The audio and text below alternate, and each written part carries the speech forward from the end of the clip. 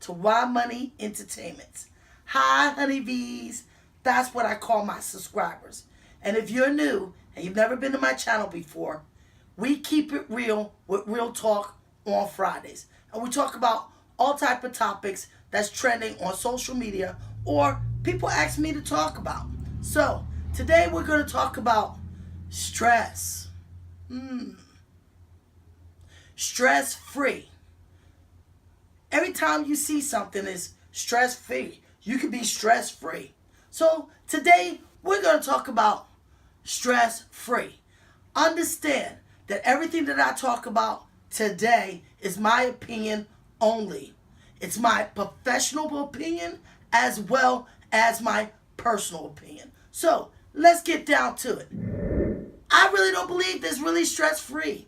Come on, let's keep it real. You wake up, you turn on the TV, you're hearing about things that's going on in your world, in your society, wherever you may be in this world.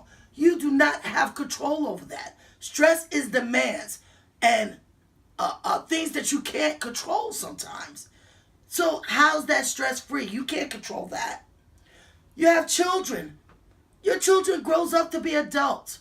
When they're little, you worry about them going to school, eating, what type of adults they're going to be. When they become adults, you worry about them and their families and what they need, how you can help them out.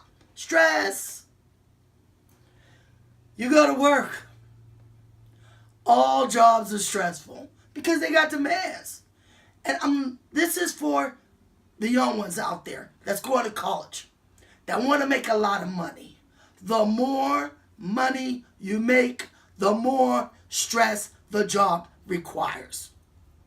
Lawyers, doctors, actors, artists, they make more money, but they also have a higher stress level. But what about the millmen, the mine workers? Guess what? They make a decent set of money, and they're stressed as well too. Worrying about if they're going to be able to have health care or take care of themselves because of the type of work that they do. Going to school for the kids. A lot of people forget about kids. Kids deal with stress.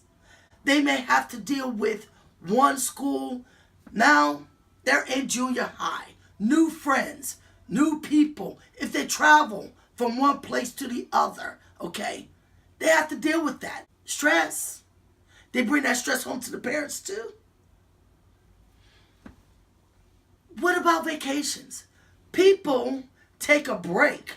Oh, girl, I can't wait to go on vacation to get away from this job.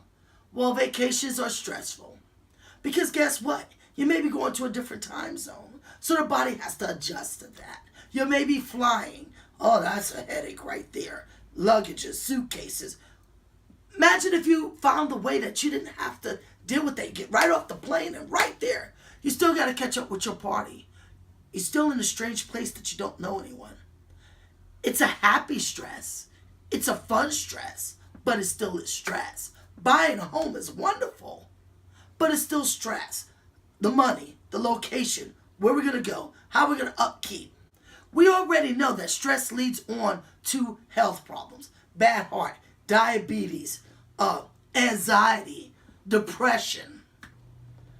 But we also know that good stress can be a positive. It can be a goal model for you to reach that goal in society that you want to reach. So when people say there's a way to have a stressful life, no, there isn't. But today, I'm going to give you some suggestions to help you deal with the stress. Positive stress, as well as negative stress. And this is how you deal with it. This is what I suggest. I did some research and I've looked at other cultures. And I'm wondering why the Asian culture doesn't deal with the stress as an American culture. The Indian culture does not deal with the stress as American culture. And then I wondered why. You know why? Because they release it from the body. That's why. We always got to think. Our brain is constantly working. When we go to sleep, our brain is constantly working. It's thinking. It's dreaming. It's having nightmares. It's helping us breathe. It's helping our blood flow. But when do we really sit down and take care of the body? Releasing that stress from the body. I'm not talking about eating just the correct foods. I'm talking about reducing that stress out. Look at the Asians. They meditate. Even at work. I'll tell you what the Americans do. Lunchtime. We're complaining about our families. We're talking about what we got to do. We're putting caffeine in our bodies. We're eating a lot of sugar. And the demands on our job. That's what we're talking about at lunch. But then I checked out other cultures. They're meditating. They're exercising. They're smelling incense. They're doing breathing techniques. They live longer. They don't have severe depression, severe anxiety, severe diabetes. Women is the #1 for heart attacks. Really? You know why? Because everything is demanded on women. That's why. So, this is what I'm going to suggest. If you have a child, and that child seems like he gets stressed, get him a fidget.